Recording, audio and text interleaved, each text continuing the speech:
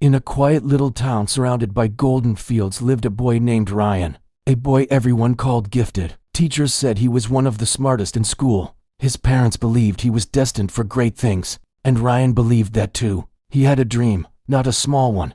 He wanted to become a doctor, someone who could heal, someone who could make his parents proud. But there was one thing Ryan couldn't heal, not yet, his own restless mind. Every time he opened a book, his thoughts began to wander, sometimes toward his buzzing phone, sometimes into the endless scroll of YouTube videos, sometimes into meaningless daydreams about the future. He would tell himself, "I'll study later," but later never came. Each night, he'd fall asleep with guilt, and each morning, he'd promise to do better, only to repeat the same cycle again. His teachers warned him, his parents begged him, but Ryan thought, "I'm smart, I'll figure it out." Then came the day of the scholarship exam, the one that could change everything. Ryan was confident, even though he hadn't prepared much. But when the results came, reality hit him like a storm. His name wasn't on the list. He hadn't just failed the exam, he had failed himself. His friends celebrated their success. Teachers who once praised him now avoided eye contact. And that night, for the first time, Ryan sat alone in silence. He realized intelligence wasn't his problem, discipline was. He had the talent but not the control. That night changed something inside him. The next morning, he walked to school with a new determination. He went to the one person everyone respected, Coach Miller, the physical education teacher known not just for building strength, but for building discipline. Ryan found him near the field and said softly, "Coach, I can't control my mind. I want to focus, but my thoughts keep pulling me away. Please teach me how to fix this." Coach Miller looked at him, smiled gently, and said, "Come with me." They walked to the school ground. Coach pulled out a bow and arrow and set up a target board far away. "If you can hit the center," he said, "you'll understand focus." Ryan took the bow, aimed, and released, but the arrow missed by far. Coach asked, "What were you looking at?" Ryan hesitated. "The trees, the grass, the board."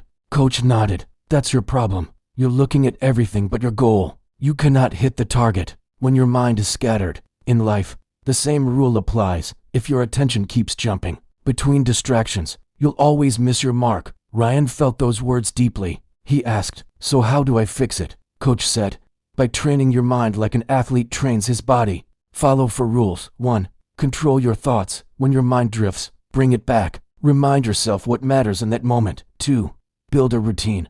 The mind loves rhythm. Give it 1. Study, rest, repeat. Consistency builds focus. 3. Remove distractions. Your phone, your apps, your noise, all of it steals your time. When you study, make your environment silent. And 4. Practice daily. Focus is a muscle. The more you use it, the stronger it becomes. Ryan listened like his life depended on it. That night, he created his first routine. He turned off his phone, cleared his desk, and began with just 30 minutes of pure focus. The first few days were hard. His mind screamed for distraction. Notifications tempted him.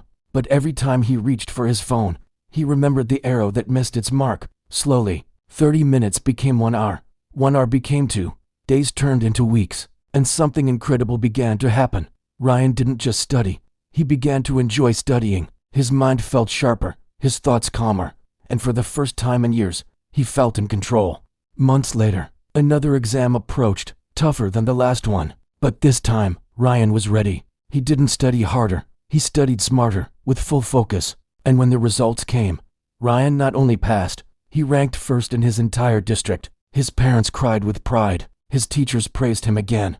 But Ryan didn't forget the lesson. When he walked onto the stage to receive his scholarship, he saw Coach Miller smiling in the crowd. After the ceremony, Ryan ran to him and said, "Coach, I did it." Coach Miller smiled and replied, "No, Ryan, you trained your mind to do it. Remember, your mind is like a wild horse. If you don't control it, it will drag you where it wants. But if you train it, it will take you where you want." Those words stayed with Ryan forever. Years later, when he finally became a doctor, standing in a white coat helping others, he still followed the same principle: discipline before success. He often told his patients and students, focus is not a gift, it's a skill you build daily. And that's the truth we all forget. We don't fail because we are not talented. We fail because we never train our minds. We let distractions control us instead of controlling them. Success is not about how smart you are. It's about how consistent you are. So if you're watching this and struggling to focus, Remember Ryan's story. Turn off the noise. Control your thoughts. Build your routine.